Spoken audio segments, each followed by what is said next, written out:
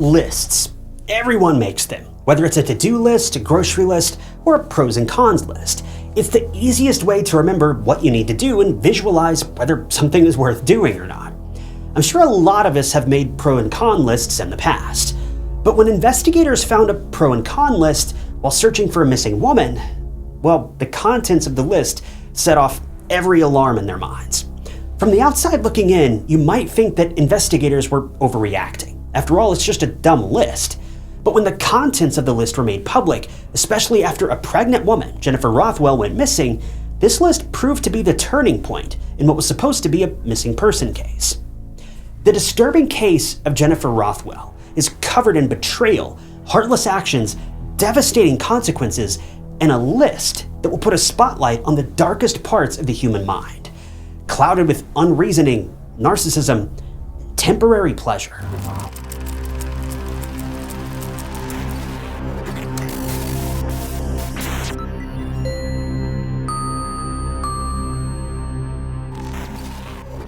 Welcome to True Crime Stories. If you're new here, I'm your host, Ty Knotts. I post new true crime documentaries every single week. No AI narrations, no unnecessary drama, just a victim with a story to tell. So if you're into that kind of thing, hit that subscribe button. It's totally free and keeps you up to date with all of my future videos.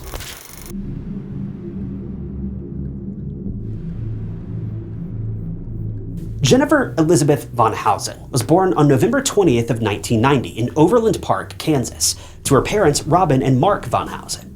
She had a brother, William, and a sister, Marissa. Growing up, Jennifer attended Park Hill High School in Kansas City, Missouri, and later on she enrolled at the University of Missouri at Columbia, where she studied chemical engineering. According to friends and family, Jennifer had a very warm aura about her. She was smart, polite, gentle, and caring. Jennifer loved spending time with her family, especially during the holidays. She was also fond of traveling and group games. As cliche as it sounds, she just loved living life. She was easygoing, very friendly, and everywhere she went, she made new friends that would likely remember her forever. During her time at university, she crossed paths with another significant person, someone who would eventually become her life partner and so much more. Bo Rothwell was also a chemical engineering student at the University of Missouri, and actually, he and Jennifer were lab partners in 2013. They both clicked almost instantly, and that was the start of their relationship. They went on dates, adopted a cat, and after 2 years, Bo knew he had found his forever person. He proposed to Jennifer, and shortly after, on September 26th of 2015, the couple got married. At that time, Jennifer was working as a process engineer at DuPont in the Chesterfield office in St. Louis, while Bo worked at Ambitech Engineering. From the outside looking in, Bo and Jennifer had a perfect life. They were both successful in their careers, they had a happy marriage, and they both had amazing friends and families. Soon after their marriage, Jennifer and Bo wanted to start their own family. But this was not going to be easy. See, Jennifer was diagnosed with endometriosis, and the couple was having a hard time conceiving. Still, Jennifer and Bo were hopeful. And finally, in 2019, when Jennifer took a pregnancy test, it came back positive, and she was overjoyed. This was something that Jennifer wanted from the bottom of her heart, to start a family with the man that she loved. But 6 weeks into that pregnancy, no one could have imagined that Jennifer wouldn't live long enough to see her baby or grow her family. In fact, she and her unborn baby would meet their tragic and untimely end in the most horrific way.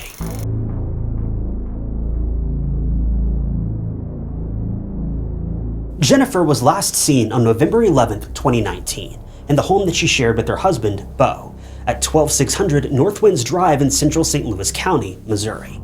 It was a cold, snowy morning, and Jennifer hadn't shown up for work.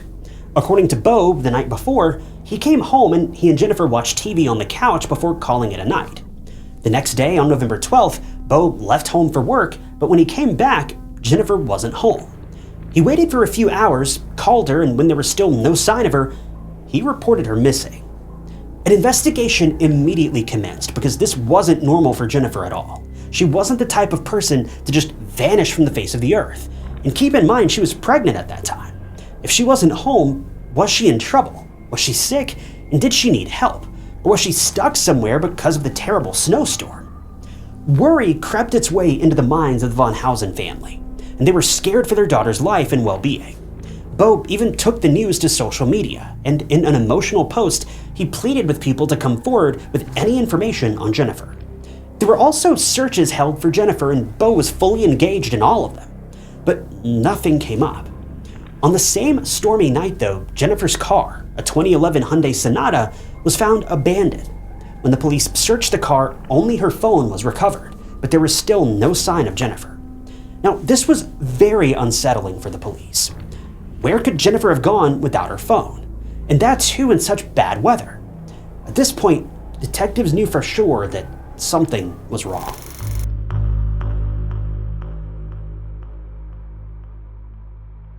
Jennifer's family was trembling with worry and fear for their daughter. They'd even arranged a $25,000 reward for any information about Jennifer's whereabouts.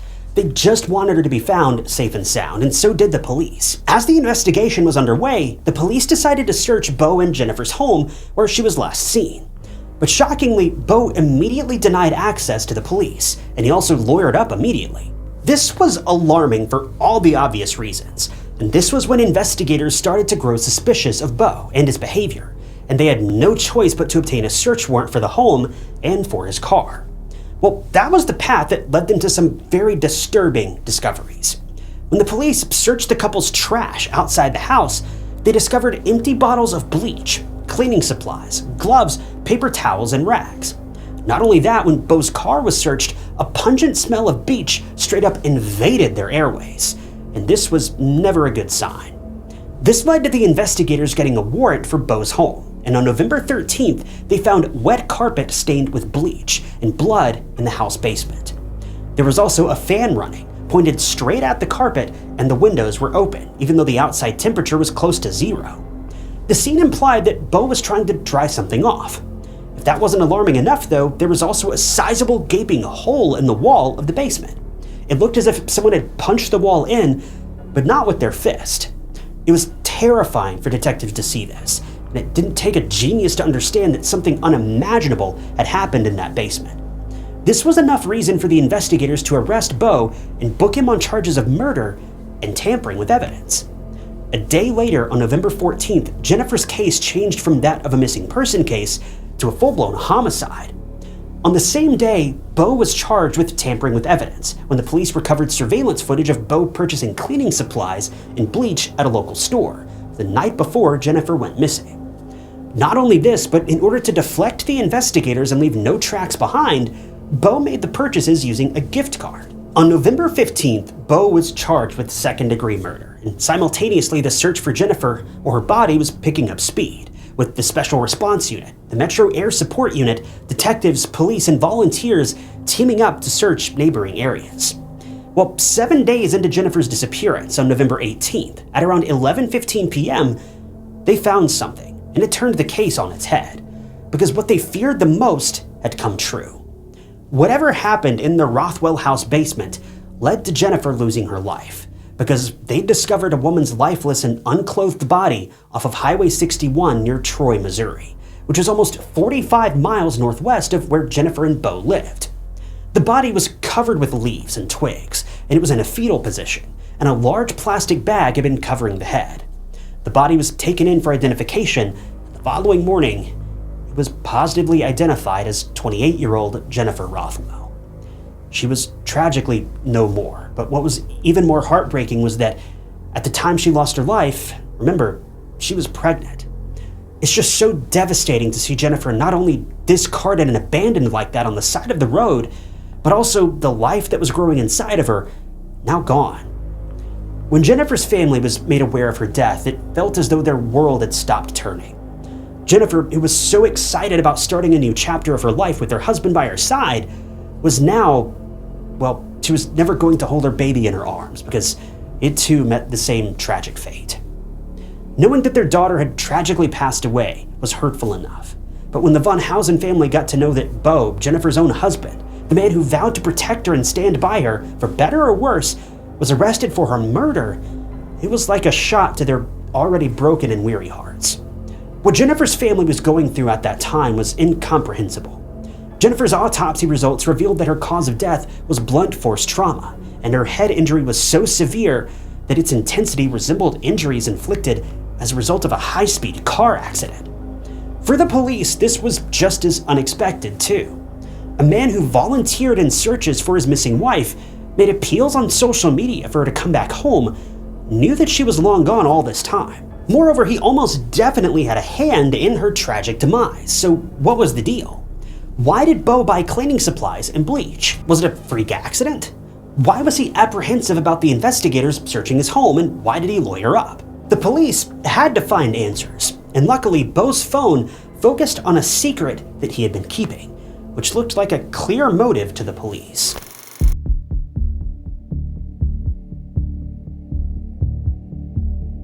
Beau's phone history showed that he was exchanging messages with someone. It was a woman, to be exact, but sadly it wasn't Jennifer. Although her identification has never been made public, it was clear from the tone of the messages that Beau was unfaithful to Jennifer long before her tragic demise. Now, we don't know whether this woman was from Beau's workplace or somewhere else, but regardless, he was cheating on his wife of 4 years. The texts had the same tone that you would expect any person having an affair to have. Beau thought about leaving Jennifer and starting anew with his mistress.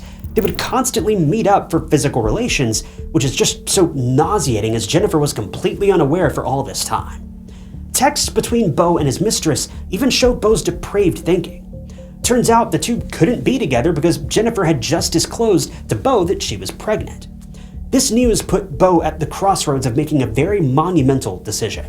Either he leaves Jennifer and starts a new life with his mistress, or ends the affair now and carries on with his life with Jennifer. But Beau didn't want to be with Jennifer. The investigators recovered Jennifer's internet search history, and she was seen going onto forums asking things like, "What do you do if your husband is upset that you're pregnant?" It was clear as day to the police and everyone else that Beau didn't want to continue his life with Jennifer, and that when she broke the news about being pregnant, you could safely assume he was anything but happy. Sure, pregnancies can be hard for both people involved, but Jennifer and Beau were on the same page about starting a family, at least before he cheated on her, so Beau had no right to be upset over this news. The two were literally actively trying to get pregnant, yet when it happens, he acts surprised? It doesn't even make any sense. Anyway, texts between Beau and his lover showed that he wasn't happy with the pregnancy. His text stated, quote, "I'm in panic mode. Jennifer took a pregnancy test and it came back positive. I want to be with you instead. I have no clue what to do. And believe me, this is not what I wanted. I feel trapped." You can tell the type of husband Beau is by the tone of these messages. But one message in particular immediately alerted the police. It was an outline of sorts. See, Beau texted his mistress 3 possible scenarios that he could follow. The first option was to end the affair and move on with their separate lives. The second option was to come clean to Jennifer about the affair and ask for a divorce. And the third option was to wait the pregnancy out. Basically, Beau wanted to see how Jennifer's pregnancy went without disclosing the affair, and that he would leave her if she miscarried or if something else happened. What I don't understand is if he really hated Jennifer this much, why didn't he just leave? Not that I in any way condone having an affair, but if he was this unhappy, and if you really twist your mind and squint, the affair could almost in some small way seem understandable. But to carry on with that affair for years, just leave your wife and be with the person you want to be with. You already cheated on her. The trust is already broken. It literally can't really get much worse. But this man will leave you speechless with his ideas. Not only is he a coward who doesn't want to face Jennifer and her understandable anger when the affair is disclosed, but he's gone so far in this affair that he legitimately doesn't even care if his unborn child lives or dies. If anything, the potential miscarriage would be a good thing in his eyes. If that doesn't make you sick to your stomach, I don't know what will.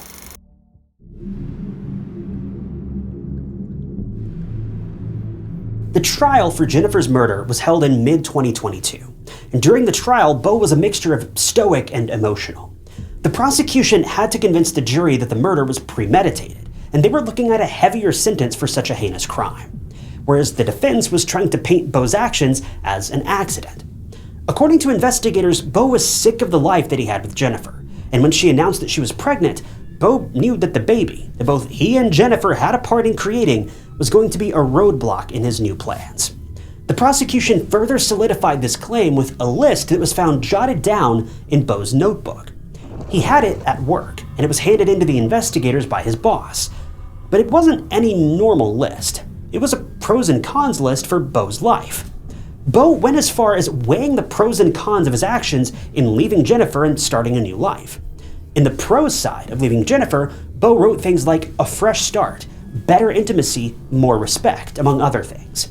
On the cons side, things like having to move, financial strain, and disappointing his family were written. Even from the list, you can tell that all Beau thought about was himself and the way his life would be affected by the decision. Not one single time on either side of the list did he mention how others might feel, other than his own family. He's on another level of narcissism. So the prosecution believed that Jennifer and the baby were an obstacle in Beau's new life, and he needed to remove them permanently, which is why he attacked her so viciously, and investigators believe he did so with a mallet, hence the hole in the wall. On the flip side, the defense agreed that Beau did in fact kill Jennifer, but it wasn't premeditated. It was the result of an act of passion and anger. See, according to the defense, Beau had an affair with another person, but when Jennifer got pregnant, he was ready to end it all with his mistress to be with his wife permanently. The defense argued that on November 11th, Beau had come clean to Jennifer about the affair, but he didn't disclose who it was.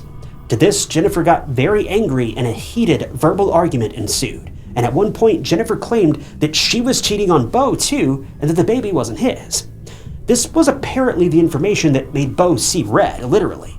He demanded more information from Jennifer about whether the baby was even his or not. In a horrific climax, Beau attacked Jennifer with a mallet, and she stumbled toward the garage door, and then Beau struck her again, tragically ending her life. This was when Beau snapped out of his anger-induced trance and realized what he had done. He then proceeded to load Jennifer's lifeless body into his car and leave it 45 miles away from home. As for acting like nothing happened and actively participating in searches for Jennifer, the defense argued that he had to keep up the facade of normalcy, which is just unbelievable. The defense continuously argued that Beau was feeling extreme guilt over his infidelity, and that he wanted to start a family with Jennifer, which is hard to believe if you ask me. Speaking of guilt, a paternity test was conducted after Jennifer's demise, and the results showed that the baby's father was, in fact, Beau. Jennifer never cheated on him. How's that for a guilt trip? Not only that, but her phone history didn't show any signs of her being unfaithful either. So where the defense came up with such a baseless and bizarre story is beyond me. Jennifer loved her husband through and through and didn't do one single thing to jeopardize their relationship.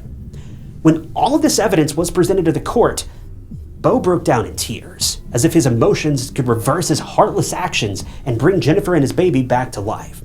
What Beau did was absolutely harrowing, and if Beau really acted out in rage over his wife supposedly being unfaithful to him, which she wasn't, then that is just even more senseless.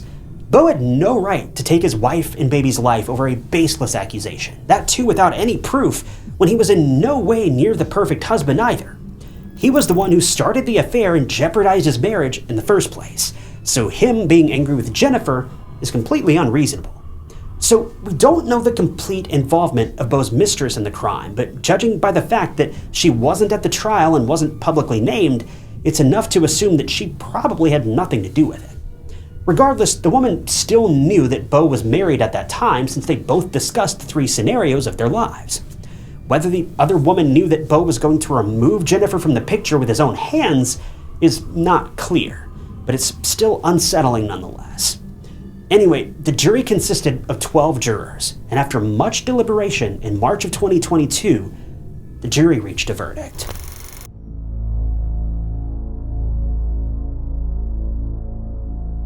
31-year-old Beau Rothwell was found guilty of murdering his wife Jennifer. The sentencing was held on July 8th of 2022, and Beau was sentenced to life in prison without the possibility of parole, and an additional 4 years each for charges of abandoning a body and tampering with evidence, both of which will be served concurrently. After his sentencing, Beau delivered a statement to Jennifer's family, apologizing to them and saying that he thinks about her every day, and that she was his best friend. But let's be real, these words are nothing but lies. No one betrays their best friend. No one lies to their best friend. No one murders their best friend. That's not how it works. Jennifer's family not only lost their daughter, a bright, caring, and strong young woman, but also their unborn grandchild, all because one man had his own selfish lust that he was concerned with. Jennifer's mom, Robin, delivered a statement after the sentencing via a video call and said, quote, "We thought we would have more than 28 years with her. Gone are the moments of joy with friends and relatives." It's just so heartbreaking to see Jennifer's family breaking down in grief, knowing that they'll never see their daughter ever again. Husbands are supposed to be the protectors of their wives and vice versa. A marriage is a relationship in which you can find comfort in the other person, peace. When you hold their hands or you hug them and you feel that release of breath as your shoulders drop. Bo betrayed that bond, almost from the very beginning. Jennifer's case has been largely compared to that of Chris Watts and Scott Peterson. Bo, like Scott and Chris, was the reason behind his wife and baby's death, and the men also had a common motive: to leave their wives for another woman. Moreover, all of the men actively participated in searches for their wives after they had killed them. And tragically, the wives were each also pregnant at the time of their murders. These men are 3 peas in a pod, if you ask me. Murdering your own spouse is one thing, but it's just so frightening to think that someone can do something so heartless to an innocent life that hasn't even been brought into the world. You can't be more convinced that these men are monsters and deserve their own private quarters in hell for taking the lives of not only their wives, but their unborn children. This case is devastating on so many levels. To think that a husband, the person whom you trust the most and vow to spend the rest of your life with, can come up with a diabolical plan to ruin so many lives so quickly is beyond chilling. There are so many ways to end a relationship without risking anyone's life, but some people just want to have their cake and eat it too. And this case was a horrific example of just that.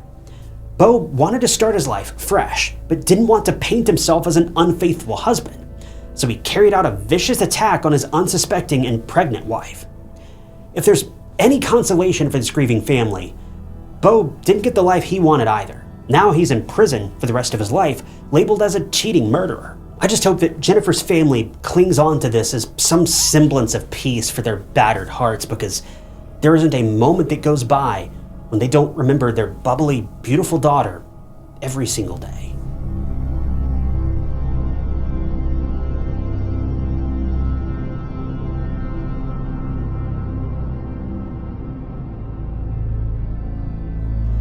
Thank you guys for tuning in to another episode of True Crime Stories. I wanted to give a special thank you to a couple channel members, including Marina Elizabeth Josephine and Maker Blue. If you also want to become a member of the channel, you'll gain access to new videos sometimes days or weeks before they're uploaded to the public, and it's currently the best way you can support the channel and help out, and I really appreciate all of you that have decided to do that. If you want to join, you can click that big join button below the video, or if that's not there, there's a link down in the description. But as always, if you enjoyed this video, check out this other interesting case I covered. And don't forget to subscribe. It's totally free and keeps you up to date with all of my future videos. But my name is Ty Knotts, and I'll catch you guys in the next one.